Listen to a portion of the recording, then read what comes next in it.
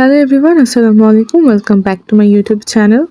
So আজকে নিয়ে এলাম থাই স্যুপের রেসিপি নিয়ে। খুবই ইজি ওয়েতে আমি থাই স্যুপটা বানিয়েছি।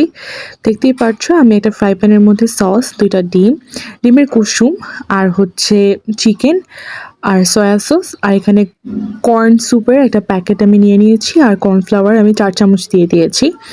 এরপর আমি এখানে দিয়েছি সুগার। আমি এখানে আখের চিনিটা ইউজ করেছি, আপনারা চাইলে নর্মাল চিনি ইউজ করতে পারেন।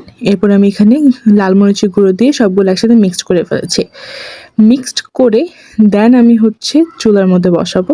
আগে ভালো মতো মিক্সড করতে হবে।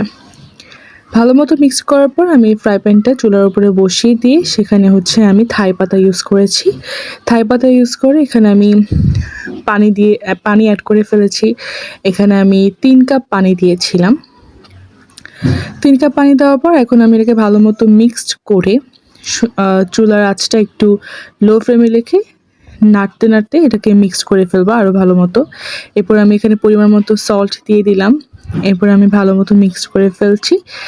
দেখতেই পাচ্ছেন ঘন হয়ে এসেছে। এই পর্যায়ে এটাকে সুন্দর মতো আরও নেড়ে চেড়ে আমরা পরিবেশন করব গরম গরম। শীতকালে কিন্তু স্যুপ খেতে খুবই ভালো লাগে। আর এখানে আমি লেবুর রস ইউজ করেছিলাম নামানোর ঠিক আগ মুহূর্তে আর মরিচ দিয়েছিলাম। So thank you for watching.